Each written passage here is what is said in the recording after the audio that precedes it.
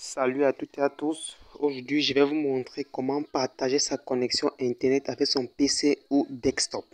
Alors, pour pouvoir partager sa connexion avec son ordinateur, vous devez aller dans votre téléphone et aller dans Options. Et puis, vous allez taper sur Point d'accès et partage de connexion. Ici, comme vous voyez, pour le partage de connexion avec son ordinateur, nous avons trois possibilités. Qui est à travers un cordon USB.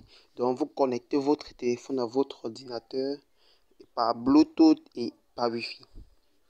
Nous allons parler des trois méthodes de partage et je vais vous montrer la meilleure des manières de partager selon votre demande, selon le débit de téléchargement dont vous avez besoin, la vitesse pour surfer et autres. Alors, nous allons d'abord commencer par Bluetooth. Pour le partage Bluetooth, dès que vous activez ce partage de connexion Bluetooth, dès que c'est activé, vous activez juste vous partez sur votre ordinateur. Si c'est un PC, vous activez le Bluetooth et vous détectez juste le Bluetooth de votre téléphone et vous allez pouvoir partager votre connexion. Maintenant, pour le Wi-Fi, ça marche un peu de la même manière.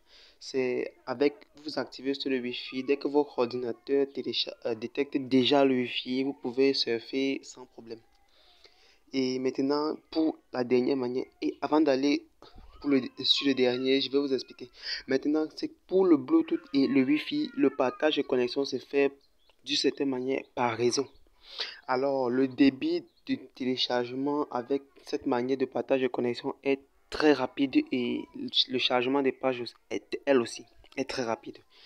Mais vraiment, le problème avec ces deux aussi, c'est que puisque le partage est très rapide, ça consomme beaucoup de mégas et certaines données sont un peu dispersées dans l'air puisque c'est par réseau et n'importe qui peut le détecter. C'est un peu juste le désavantage, mais c'est très très rapide. Passons maintenant au dernier. Nous avons via le USB.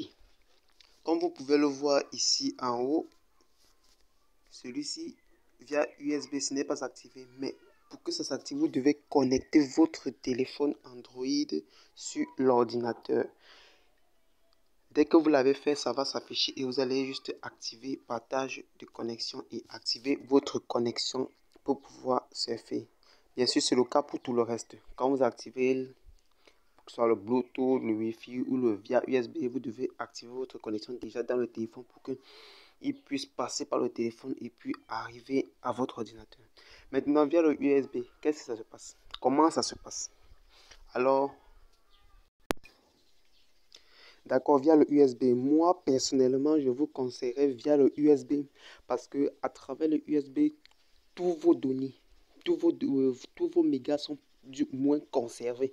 Vous allez pouvoir utiliser tous vos mégas presque à 100%. Par contre, sur le Wi-Fi ou sur le Bluetooth, le débit de connexion est rapide. Il est vrai, c'est bien, c'est beau, mais vos mégas finiront très très rapidement.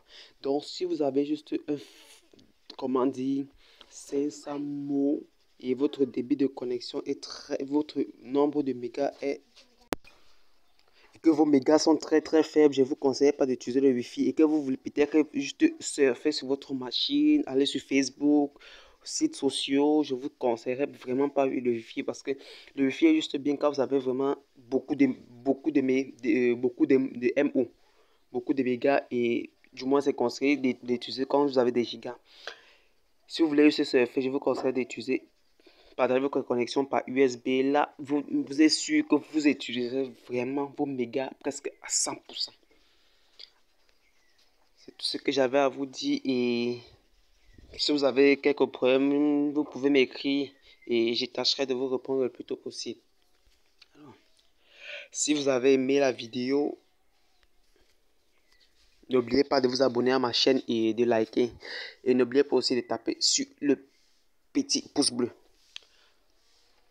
A plus.